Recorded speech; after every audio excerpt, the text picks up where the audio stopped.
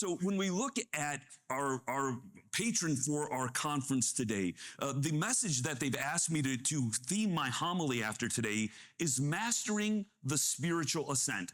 How do we master this call to holiness? How do we master our journey? And this is one of the iconic images of Blessed Pier Giorgio in this mountain climbing. He was a mountaineer, and he was doing some very technical climbs. He was not doing just kind of little hikes through the mountainside, but he was putting himself in danger. When I go back through my own photo albums back from my time before Christ, I would look at some pictures and say, how did I end up there? We can say the same thing here about Blessed Pier Giorgio and ask that question and find the answers to the question of how do we master the spiritual ascent? We master the spiritual ascent the same way we master a natural ascent, by looking at the fundamentals of what it is. You know, how do we enter into something? Well, first we're introduced to it by someone.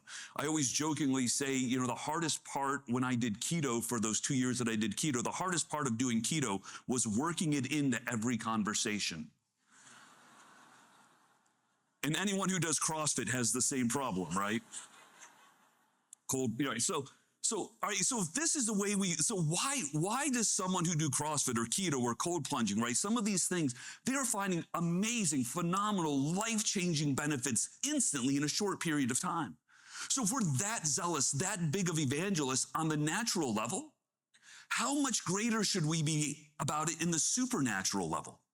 It is so much easier to evangelize and preach Jesus Christ in the third world, in the bush where people have never heard the name of Jesus Christ before. Because what you do is you lead with the question, have you ever experienced something evil? They may have never experienced Jesus Christ or God's grace, but they can talk about the evil that they have experienced. And they say, next time you experience something evil, just invoke the name of my God. Just claim Jesus Christ over this situation. Within a month, they'll be back at your doorstep saying, tell me more. The name of Jesus, the power of Jesus. So first of all, we have to be introduced to what it is that we are going to set out to ascend the heights of. And then once we've been introduced to it, we have to develop a basic understanding of the art and practice of it. What are the best practices that apply to this ascent that we are going on? Depending on what industry you're in, there are a set of best practices that apply. But there are certain best practices that apply universally across all industry, right? Very specifically, competency and consistency. Having basic competency in what it is that you're setting out to do, and then having consistency in doing it, and being okay with making mistakes, even being okay with failure. Not saying that failure is something that we want. We're not desiring failure. But if we do have a failure, how do we learn from that? How do we redirect? How do we pivot and make the adjustments we need to make? My friends, what I'm inviting you to consider in your own spiritual life is something that you already do on a daily basis in the natural things of your life. Let's identify what are the best practices that you utilize in your industry, in your business, in whatever professionalism that you're in. Professionalism, that was a new word. But whatever industry you're in, whatever profession you're in, and then how do we translate those to our new area? One of the last jobs I had before I found my vocation to the priesthood was I worked in private consulting. I did business process analysis. And I would go into a company, I would say I do three things. I walk in and I analyze, what is your business? What do you do? What do you sell, or what is the industry that you're in? So I understand the basic fundamentals of what that industry is. The second thing is that we look at the people who are involved. Who do you have on staff existently without adding or taking away? And then the third thing we would do is identify what is the technology pieces that exist. And then we would identify within that technology suite they had, it did 50 to 75 different things. But every person in the industry was using only pieces of that technology. And so what we would do is create business processes to get everyone in the organization to do 5 things well. Let's pick the 5 mission critical things that our software suite, our technology does, and let's get everyone doing those 5 things well. It doesn't mean they can't do the other pet thing that they were doing with it, but we're all going to do these 5 things and do those 5 things well. And then let's build on it. Next month or in 3 months or 6 months, we're going to add 2 more things, right? And then 3. And so we'll scale up. And so this is a very much representative of our prayer life. A person who has a new conversion to Catholicism, to ask them to make a weekly holy hour, pray the daily rosary, go to daily mass, this is going to be quite overwhelming, but a lot of times what you find is that God has already given these people this great zeal. What I find, it's hysterical. I'm working with a new convert, and I'm like, man, I wish I had their prayer life. They're just filled with zeal, filled with grace. So we don't want to quench that, but we also don't want to overload and overburden it. And so it's a matter of finding that fine balance. And so first of all, what is the art and practice that we're pursuing? So we're pursuing the art of holiness. The Catechism of the Catholic Church, paragraph 773, says holiness is the measure. So holiness is measurable about our response to the bridegroom's love. This is the measure of holiness. How do we respond to that? And when we turn back to Blessed Pier Giorgio Frassati, we see that he had mastered a variety of things. He was given specific graces and he responded to those graces. First of all, he had a hunger for Holy Communion. He desired to receive Jesus often. And back then you had to have permission to receive Jesus in Holy Communion more than just on a Sunday. You had to have permission to receive him daily, which he did receive that permission for. He had this hunger to come back into Jesus' presence, to adore him. He was noted, his parents were concerned when he didn't come home one night. They thought he was out running around causing trouble. And when he found out that he was in the church keeping adoration all night, he kept an entire night vigil with Jesus. They didn't know what to say. They were stunned. He had this great love for the poor and charitable works. But my friends, we would be remiss if we said he just gave things to the poor. The famous story about him giving his shoes and socks to a child who did not have shoes and socks. He gave them more than material things. He gave them his time. He gave them his presence. And if you mark this deep into your soul, to give another person your presence, to be present to them, that is the greatest gift. This is what changes life. That I cannot help that homeless person that I see on the side of the street, but I can look him in the eye.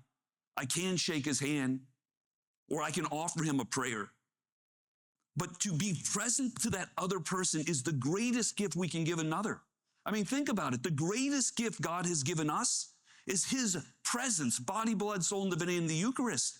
So if the greatest gift given to us is God's presence to us, then the greatest gift we can give another person is our presence to them. The greatest gift we can give God is our presence back to him. And so Blessed Pier Giorgio Frassati mastered that in giving not only to God in adoration. He asked, Lord, may I be present to you as you are present to me. But he also said that in the poor. And every person he encountered, that was one of the things he was noted for, that when you were with Pier Giorgio, you were with a person, you weren't distracted. And our phones act as contraceptives. The phones contracept, they stop that life-giving ability because it's constantly beeping and buzzing and taking us away from being present from the people that we are with. Blessed Pier Giorgio Frassati had this great love of the liturgy, and he studied it. He made himself a student of it. Maybe not necessarily going into the text of Thomas Aquinas, but every time he came to Mass, he was immersed in it. He was attentive to all of the subtle movements that took place in the Mass. And so recognizing that when we come to Mass, there's a whole study of the Mass for us to participate in. So many times people say to me, Father, I can't wait to go to Mass to receive Jesus in Holy Communion. And I love that you want to receive Jesus in Holy Communion. But when we come to Mass, we do not come to Mass to receive Holy Communion. We come to Mass to worship God the Father through the sacrifice of the Son in the power of the Holy Spirit. So I would rather hear a person say, Father, I can't wait to go to Mass to worship the Father. Because if we come to Mass with this mentality that I am coming to worship, I am coming to give, I want to pour myself out and expecting to receive nothing in exchange. I want to give myself to you, God. God will then say, I will not be outdone in generosity. I will now feed you with my Son. You gave me all of you. Let me give you all of me. You see the intimacy, the difference, the change, the shift in mentality, that we want to be people of selflessness. And the more that we can give ourselves to God in the sacraments, the greater our capacity to give ourselves to others in with what we call purity of intention. Purity of intention has nothing to do with sexuality. It has everything to do with doing things because it's the right thing to do at the right time to do it. That it's God's will for me to be doing this. And so this is all part of this journey of mastering the spiritual ascent. To develop the skills that are necessary for this, we have to cultivate endurance in prayer, endurance in adoration, commitment to the sacrament of reconciliation, right? So for those of us who are more mature in our faith, we need to have an established daily plan of prayer. What is the minimum that I will pray on a daily basis, that I would rather not eat, I would rather not sleep before I fail to say these prayers, right? Those prayers are more important than food or sleep. And then once you have your minimum established, set what is the ideal. Maybe your minimum is to go to daily Mass once or twice a week. Maybe your minimum is to pray a daily rosary. Maybe your minimum is a weekly holy hour. Your ideal should be daily Mass 3 times a week. Your ideal should be 2 rosaries a day or a rosary plus a chaplet, right? You see where I'm going with this? How can we set a baseline that I will do this every day without fail? And now once I've got my base, how do I strive? How do I drive? How do I get better and do more? No one becomes a champion or ultra successful by doing the bare minimum. We have to have a champion mentality. We have to have a spirit of adventure, saying that, Lord, I know that I'm biting off more than I can chew, but I know that if I give you my time, you will make up for it. Another maxim of the spiritual life, prayer is a time multiplier. Prayer is a time multiplier. A lot of times people say, Father, I don't have time to make a holy hour. I had a farmer tell me this. So he took the adoration hour from 3 in the morning till 4 in the morning at his local parish. 10 years later, if you would ask him, Bill, do you still feel that you don't have the time to make the holy hour? He would say, Father, I don't have time not to make that holy hour.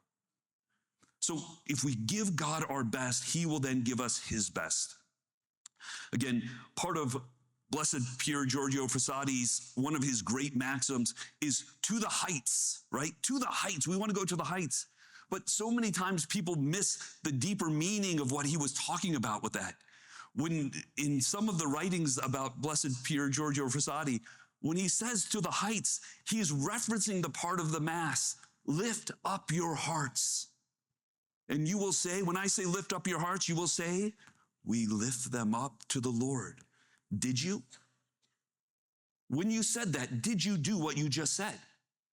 You think about when we get into that part of the Mass, how now we're getting into the intensity of the Eucharistic prayer, entering into that mystical union of Calvary, where Calvary will be made present. And how have you united yourself to that moment? How have you poured yourself out and given yourself to that? And so when we look at this call to master the ascent of our spiritual life, it is not difficult. It requires competency and consistency.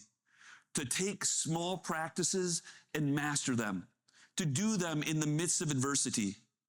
You know, one of the things that is not talked about with Blessed Pier Giorgio Frassati is that he lived in a verbally abusive household.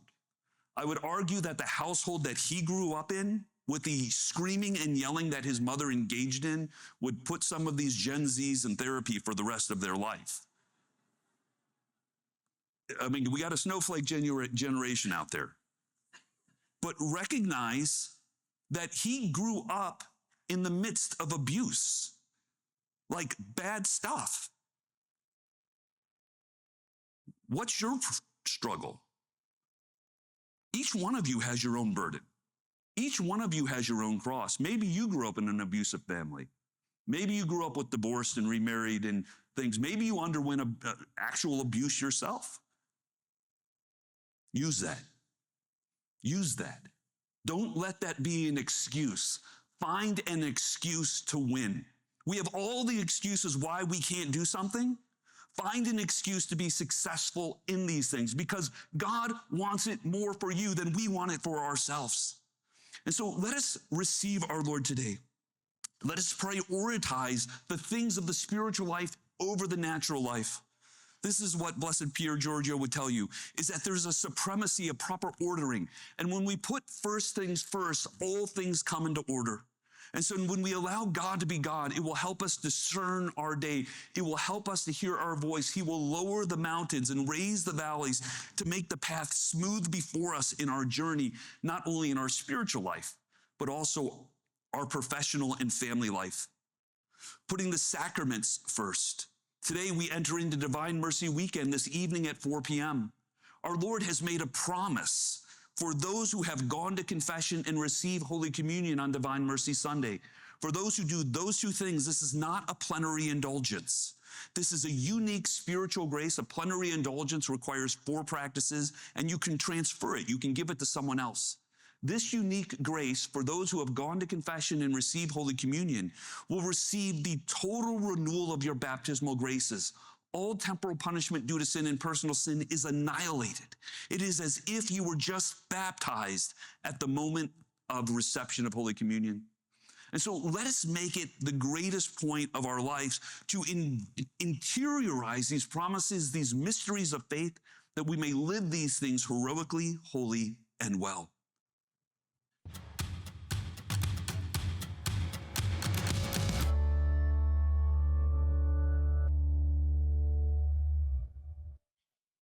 Summer 1925, Turin, Italy.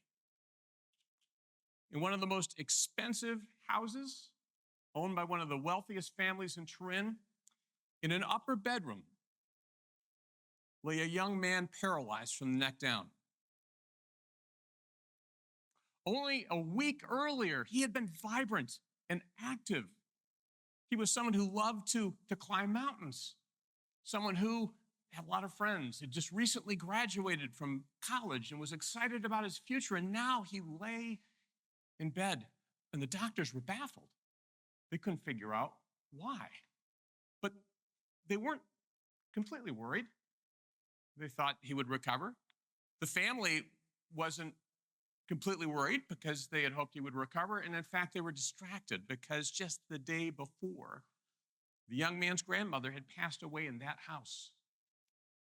So here this young man lay in his bedroom by himself with a single friend with him. But he knew something that they didn't. Maybe by divine grace he knew it, but what he knew was that he only had a short time to live. Now, for you and for me, being in a situation like that, what would our thoughts be? What would our emotions be? Fear?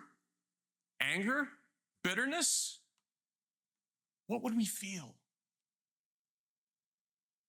But what did Pier Giorgio Frassati feel? He felt desire. Desire to spend the last moments of his life doing what he could to help the poor, something he had been committed to for years, secretly leaving his home. His parents wouldn't have approved him taking care of the poor, so he did it secretly. And in those remaining moments of his life, the hours of his life, he sat and dictated to his friend, please make sure that Ernesto gets the medicine he needs. Please make sure to help these other people. He took command of his thoughts, his emotions. He relied on Jesus. And he gave everything he could to others. And when he passed away, and his parents had anticipated a small funeral, they were stunned by the thousands of people in Turin who came to pay their respects. They had no idea that their son had loved and taken care of so many people, and it had that kind of an impact. Now, Pier Giorgio faced challenges. That was the challenge he faced. But you and I, as we come in to these doors today, we all face challenges too. They might be in our work, or with a disappointment, or in a relationship, or maybe with the health of us or someone we love. We face challenges. And the question is, how do we address those challenges?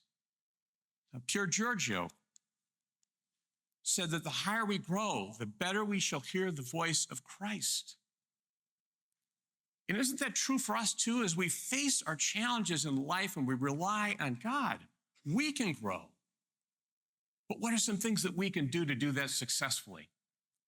So let me ask a question, just a show of hands, quick show of hands. Before today, and maybe even before this introduction, how many people here had heard the name Dale Carnegie? Just raise your hand. Okay, good number of hands. How many people here have read How to Win Friends and Influence People?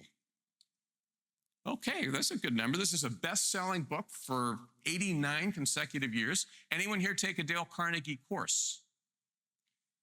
All right, well, we've got courses for everybody else whose hands weren't up. We can help you out. A lot of people to do that. But, Dale Carnegie was an incredibly wise person. He, as I said, wrote this book that's been a bestseller for 89 years. You'd say, why is that? Because he understood people and he understood relationships. And part of what he said was, someone asked him at one point, what's the most valuable lesson you've ever learned? And what he said was, it's the importance of what we think. If I know what you think, I know what you are, because our thoughts make us what we are. The kinds of things that we think about. He quoted the Emperor Marcus Aurelius, who said, our lives are what our thoughts make it. What are our thoughts? What do we think about all day long? Are they positive thoughts, optimistic thoughts? Or are they negative, complaining, critical, victimizing kinds of thoughts? He also said, I know with a conviction beyond all doubt that the biggest problem you and I have, in fact, almost the only problem, is choosing the right thoughts. If we can do that, we'll be on the high road to solving all of our problems, choosing the right thoughts. That means that we can pick what we want to think.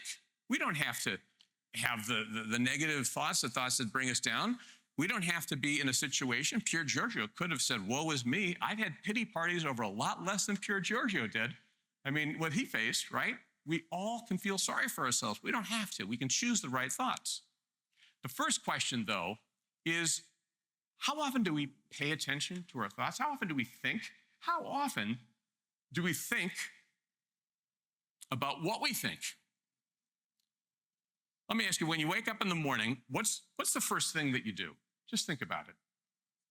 For many people, it's to pick up the cell phone. It's to go check social media, maybe my email. I see an email from somebody. I'm like, oh, gosh, I can't believe this guy. This guy is getting on my nerves. And that affects the rest of my day. Or there's a post on social media. And I'm like, how in the world can someone have that view? This is a friend of mine, right? So we don't have to let our thoughts go in those directions. Do we pay attention to our thoughts? What about our thoughts about ourselves? Are the thoughts that we have about ourselves harmful or supportive? Isn't it true that we can say some pretty vicious things to ourselves? We can say, I'm such a loser. I'm so stupid, whatever I'm going to say. But we can say some pretty bad things about ourselves. Do we tend to see the best or the worst in a situation? Let me ask you a question. Just show of hands. If your boss calls you into his office or her office and says, need to talk to you, please come into my office. How many people think you're getting a raise? Anybody? All right, we've got one optimistic. All right. So our minds often go to the negative. We're wired toward this negativity bias. It's a self-protective kind of a bias that looks at protecting ourselves. But what's the cost of that, right? I mean, we can have stress and anxiety and worry and fear and a lack of confidence and insecurity. Who wants to live like that, right? But we don't have to, because we can choose the right thoughts. I want to share with you an experience that I had. It's January 2020. I'm in my office in New York. One of my executives comes in and he says, we got a real problem. I said, this is a great way to start the day. What is the problem? He said, I was talking last night to our teams in China. Now, Dale Carnegie, our company, is a global company. We have 200 operations in 86 countries. So he's telling me about China and this virus that is going to potentially shut their offices down. So that night we get into a Zoom with those teams, and that's what they tell us.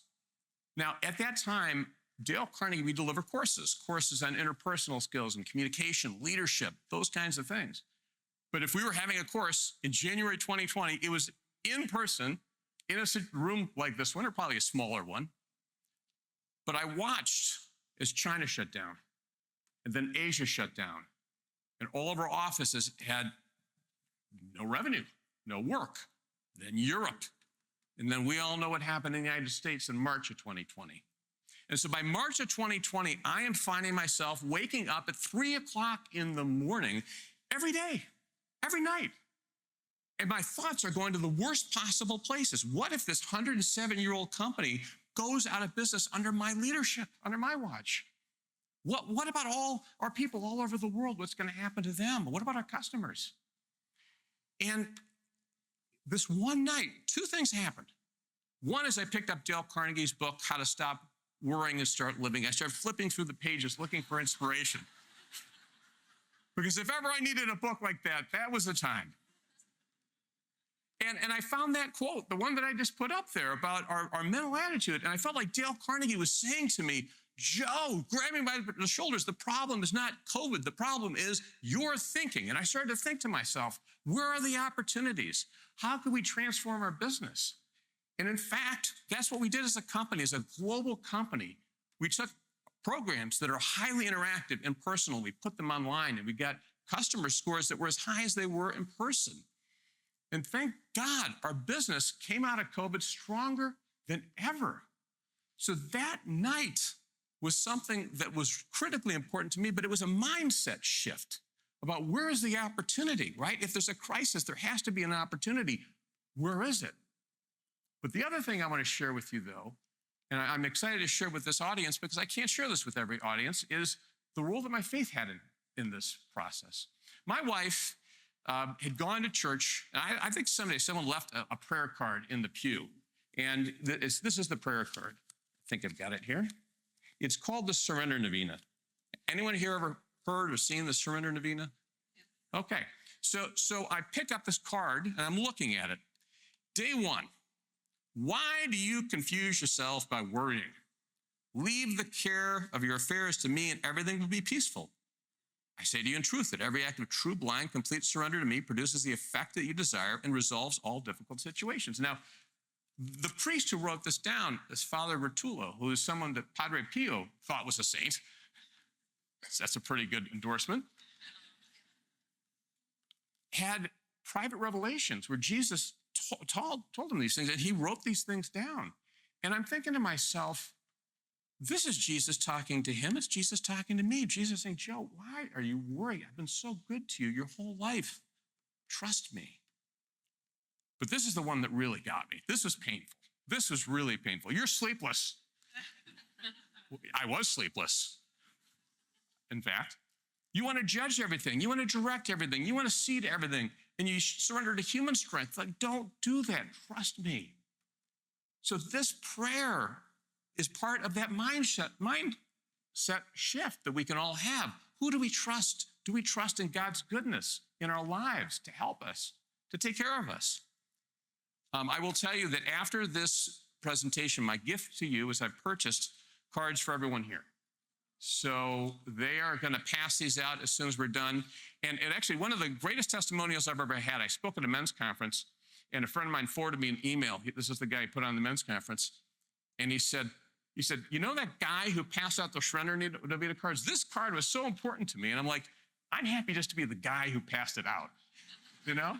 I mean, if you remember nothing from this talk but this card, this is divine mercy. This is trust. So in a moment, we're going to go through an exercise. Everyone here should have an index card on your chair. We will need that in a moment, but before we get to that, part of the question is, what would happen if we looked at our own undermining thoughts? Okay, all of us have things that undermine us, that bring us down. Sometimes it would be something like, I'm too young to do this, or no one listens to me, no one cares about me, no one respects me. What is it? Could it be, I could never start a business. I couldn't, or I don't have time. I don't have time to pray. I don't have time to exercise. But there's some thought that we have that really undermines our future and the things that we want to do. Now, what if we practice choosing the right thoughts? And this is going to go to the exercise in a minute. So we can start to think about what are those things that cause us, probably something that limit us, that hold us back, that give us fear or anxiety. And what if we started to practice replacing those with the right thought? Now, I think about this. This is a daily practice, right? Every morning for me, when I start my day in prayer and reflecting on the prior day, I'm thinking about these kinds of things. If we do this only one time, it's kind of like you go to the gym and you pick up some dumbbells and you're like, I'm gonna do some biceps here, okay. If you put it down and you say, I'm done, that's not gonna help. We're gonna do it every other day, or you've got to do it repeatedly. And the same thing with practicing our thoughts. So before we do the exercise, let's talk about a couple of strategies that we can employ. One, and my encouragement to everyone here is that we start to pay attention to our thoughts. We start to notice them, right? And to notice the things, sometimes, we might say, I had this, the other day, it was a workout, right? I'm doing this F45 workout, and I'm like, oh, this looks like a stupid workout. I'm not going to do it. It's a waste of my time. I'm like, hold on a second. That's a limiting thought. I went and did it. It was the best workout of the week. Another limiting thought might be something more personal, but we notice it. We're going to pay attention to it, and we're going to start practicing replacing whatever our limiting thought is with the right thought. So 3 strategies to share right now. One is to use negative thoughts as an early warning system. Okay, so let's just say we're starting to get angry, we're starting to get frustrated, we're starting to get down. Think about the oil light on our car, right? We're not happy when that thing starts to blink, but at least we're saying, well, I know I got to do something, right? It's a warning.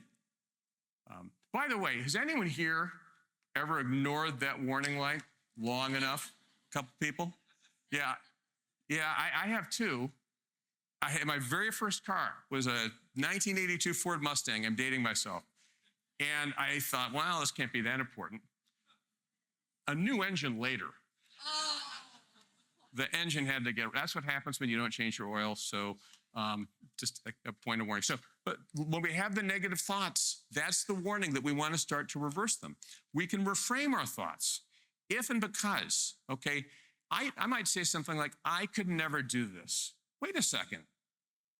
I could do this because, or if I did this. I could never pray in the morning. I'm not a morning person. Well, I could be a morning person if I had enough coffee, if I did this, or because of this.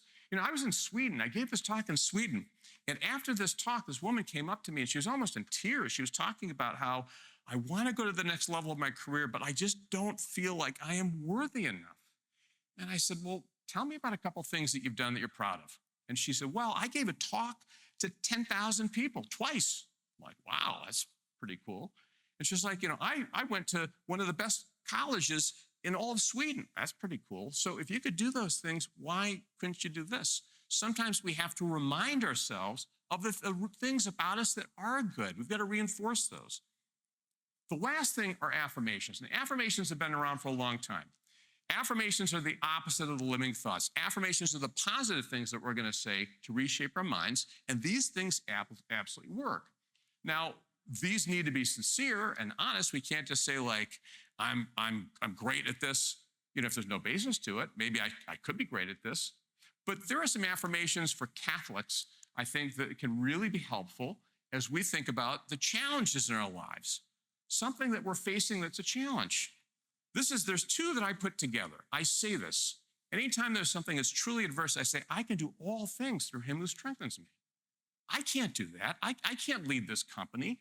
I can't lead this global company, but I can do it through him who strengthens me. What about something bad happens?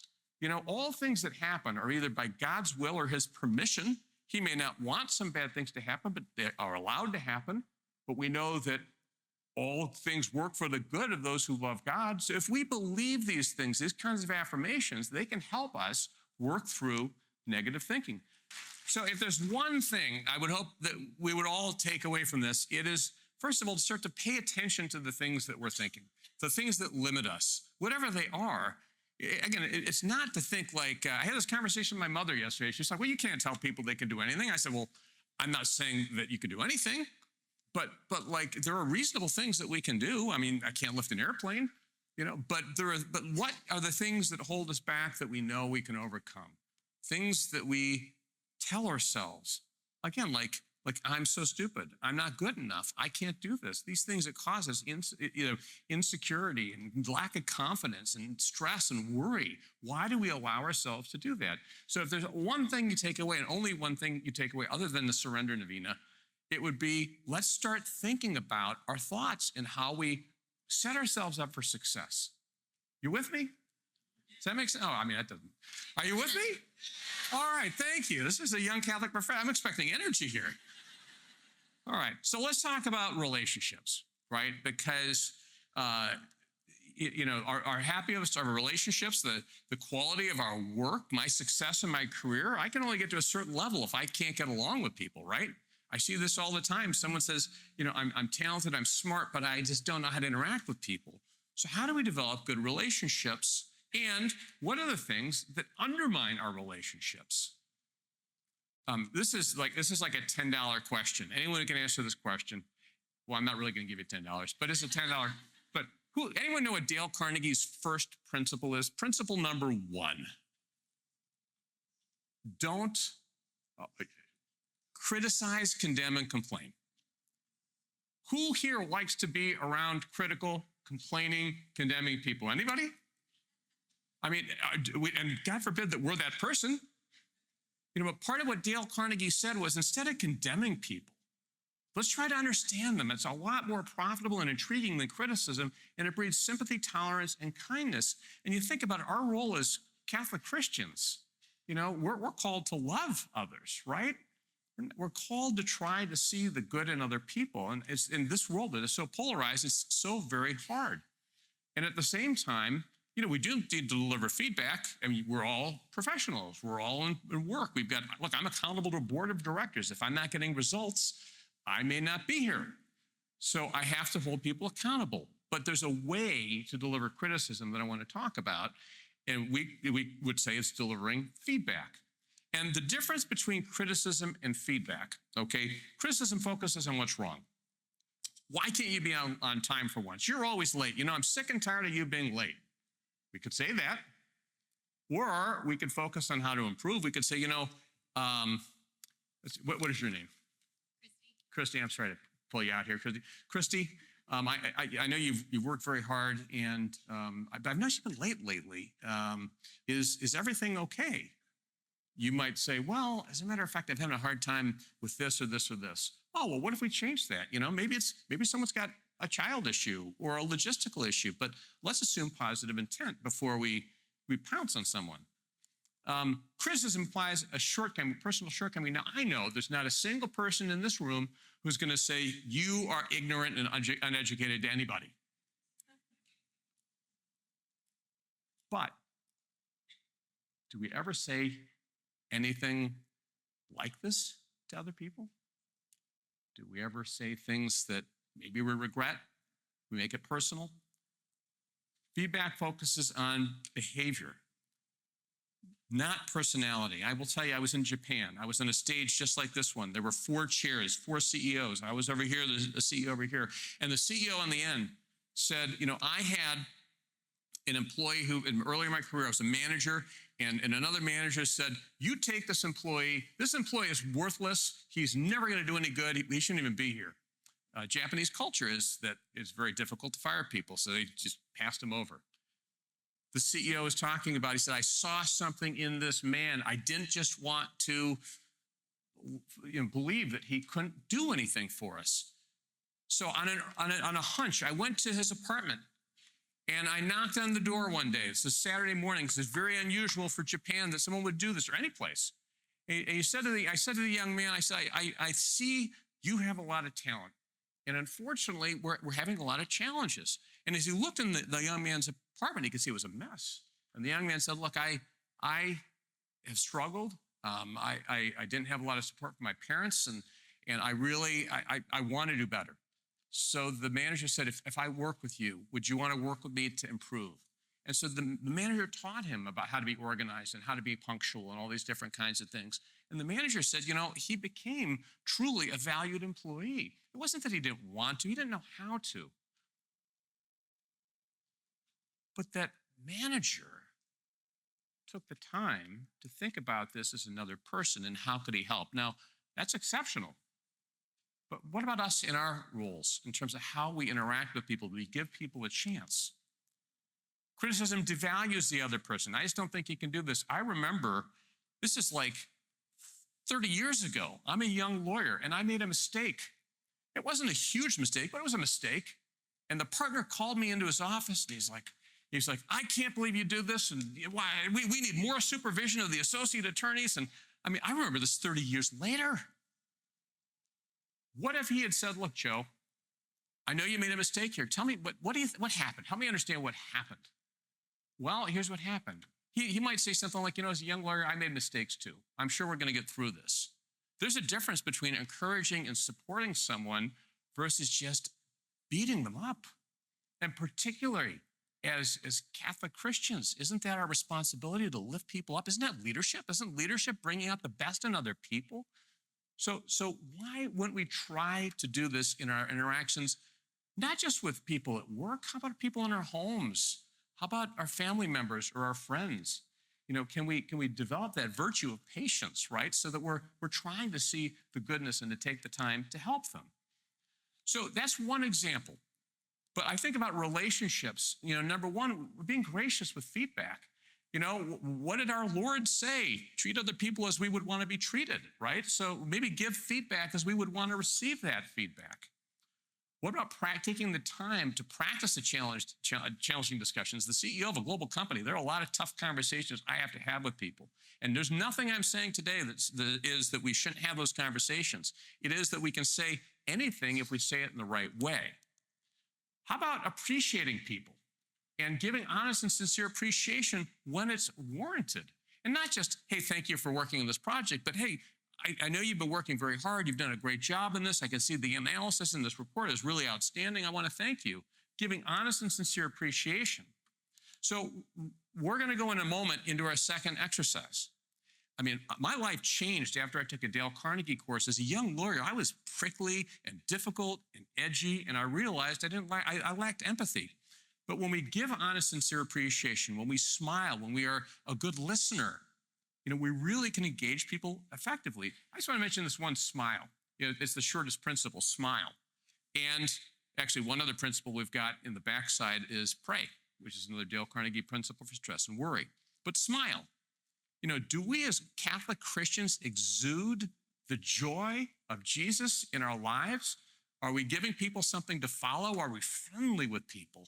Why not try to be, right? These are ways that we can build great relationships with really everyone around us.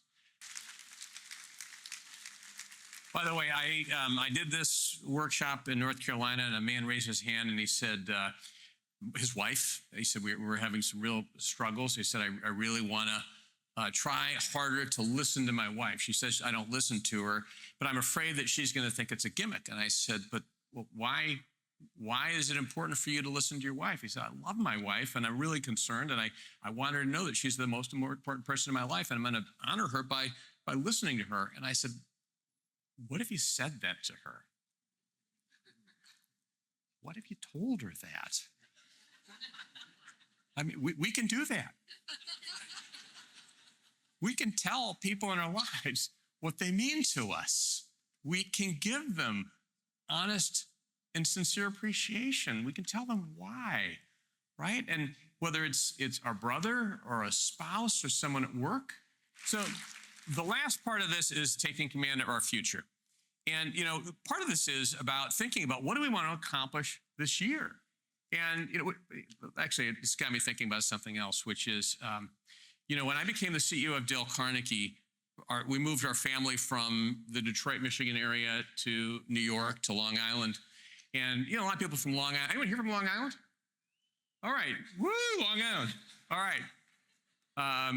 So people would say that they weren't familiar with Michigan, never been to Michigan before, and they'd say something like, "Oh, well, what'd you like about Michigan, and what was the hardest part about living in Michigan?" And every single person always thought I was going to say it's the snow, it's the weather. I always gave the same response: that the hardest thing about living in Michigan was the Detroit Lions. And I'm saying that because now we've had a couple of good seasons, but for decades, and Michiganders are optimistic people. Before the season, we're thinking to ourselves, this is going to be the year the Lions are going to the Super Bowl. And then after like 6 or 7 games, you're like, well, there's always next year. We do that with our goals sometimes, don't we? We start the year, we're going to do this, I'm going to get in shape, I'm going to improve my prayer life, I'm going to do whatever it is, and then we don't, we're like, well, I'll get to it. No, taking command is about being intentional. It's about doing the things that we need to do. And part of it is, even thinking right now, is there just one thing? We sometimes think about too many things. I'm going to do this and this and this. What's one thing that we need to do? And sometimes it's hard even to think about. We're like, well, where do I even start? And part of it is, what is my purpose? How do I define my purpose? Have I thought about what is my purpose in being here? Now, in the book, my co-author and I talk about purpose with a small p and purpose with a capital P. Small p is a short term. So when I graduated from law school, I'm like, okay, I need to get a job. I met my wife. We want to buy a house. We have children. I mean, these kind of purpose types of things, those change throughout our lives. Then there's capital P purpose. This is like, what am I here to do? Why am I here? And, this might take a long time to figure out. For me, it took a long time, but I realized that my purpose is to try to inspire, bring out the best in other people, to help them see the greatness that they have in them, the God-given talents that we all have. How can I help, whether it's for you or for my children, my family, or for people I work with as a leader? That's what I'm about. But for all of us, have we ever taken this question to prayer? Have we ever gone before the Blessed Sacrament and said, Lord, what do you want me to do? What's important to you? Why am I here? What do you love about me? And if we haven't, why couldn't we do this now? Or in the week ahead? Why couldn't we do this? I was in Brazil, and I was having lunch at a restaurant, and it's interesting because, think about all the different times you go to restaurants in your life. And why do I remember this one? I had a waiter named Guilherme. Guilherme was like the best waiter I've ever had. He was attentive, but he wasn't too attentive. He was knowledgeable. He came to my table and he just really clearly care about my experience. And I said to him at the end of the meal, I said, Guilherme, I'm just curious, why do you care so much? And I'm thinking to myself, I bet he took a Dale Carnegie course. I bet it was training. Maybe he's got a great manager or something like that. And what he said was, no, he said, my mother drilled into me that life is about service. And I get fired up about serving people. Every single person who comes into this restaurant is an opportunity for me to give them a great start or a great part of their day. That's a mindset, right? This is a purpose that drives action. And for all of us, don't we all have that opportunity to have an impact on the people around us? Don't we as Catholic Christians have a duty to really think about how can we serve, right? We're not here to be served, we're here to serve. I will tell you about, sometimes people think they've got a big purpose. Like there's a woman I interviewed in the podcast who was alarmed about the oceans. And she's 19 in her dorm room in Georgetown. She starts the largest sustainable ocean alliance in the world. Then I think about my dad. My dad was a recovering alcoholic. He went 53 years without a drink. My entire life, he never had a drink. He stopped before I was born. As a kid, every Wednesday night, he would go out and he would say, and my mom would say, he's going to a township meeting. I didn't know he was going to AA. I just thought all the dads were like super civically minded. That actually sparked in me almost like a political interest. I'm like, maybe I should go into politics. But he went Maybe he needed to keep going decades after, but I think he was going for the other people. When my dad died in 2017, it reminds me a little about, this Pier Giorgio experience where all of a sudden these people show up. I had people showing up at my dad's funeral. I never knew these people. And they're like, your dad saved my life. Your dad told me that if I was ever about to drink, to call him. It didn't matter 24/7. And I did call him, and he was there for me, and he helped me. And for my dad, that was part of his purpose. What about you and me? What's our purpose, that thing that drives us? And how does that purpose then tie into the things that we do, to our goals? What do we perceive that God wants for us? What do we want for ourselves? Again, I'll tell you, standing here as a 56-year-old man, it feels like yesterday I was 26. Anyone who's older knows what I'm talking about. It just goes by very fast. Do we think intentionally about the future and the things that are important to us? Does it guide our actions on a daily basis? What are our skills and our interests? And how can they help us? Because we've got unique skills for each one of us. And what actions are we prepared to take? So this is the last exercise we're going to do. We're not going to share this. We're not going to talk about it. This is just for you. But what I'm asking you, this will be the third thing you'll have written down on your card. What is one important goal or action you've been putting off that if you did it this year, it would have a significant impact on your future? It doesn't have to be massive. It could be small. It could be big. It could be, I want to establish a daily prayer cadence. It could be, I want to go for a promotion. It could be, I need to start getting a workout program, whatever it is for you. But what's that one thing? We'll take about 30 seconds and we'll write that down, and then we're going to conclude. So everyone should have 3 things written on your card, right? You've got the undermining thought and how we're going to start to fix that. We've got the relationship we want to improve, the person and the thing we're going to do, and we've got one action, one goal that we're going to start working toward. Taking command is about being intentional. It's about doing the kinds of things that we need to do to live the lives that we want to live and to live the lives that God wants us to live. When I think about Pier Giorgio, we can go back into this story. We can think about this young man, this 24-year-old man on his deathbed. And we can easily look at it and say, well, of course, he was going to focus on service. Of course, he was going to put others first. But he didn't have to, right? That was the culmination of his life coming down to a certain moment. The things that we do every single day matter. They're about the habits and the virtues that we develop so that we can act in conformity with Christ and Christ's will for us. But if we don't do those things, if we don't take command, if we don't get out of our comfort zone, if we don't do some of those hard things, how can we live the life that we want? Now, this card that you have, everyone here should have that card with the 3 things on it. And if I were to ask, I'm curious, so you look at this little card, it's actually kind of thick, it's nice, it's got a Verso Alto logo on it. What's the value of a card, a piece of paper like this? Maybe a penny or a couple pennies. But what would be the value of your card if you looked at this card every day? If you started and looked at the number one thing and that undermining thought, and you kept working at it until that thought was gone, and then you said, now I'm going to go for the next thing. What if you looked at the card and said, I fixed this. This relationship is better than it's ever been. I'm going to work on this one. Or I've achieved this goal, and I'm going to go for the next one. I talk to people who've been at this conference. I'll run into people, and they'll pull out the card. Women might put it in their purses, or men might put it in their wallet, or they carry it, or they'll say, I need to start a daily routine where I'm looking every day. I'm thinking about prayer, and I'm thinking about, these things. But what's the value of your card?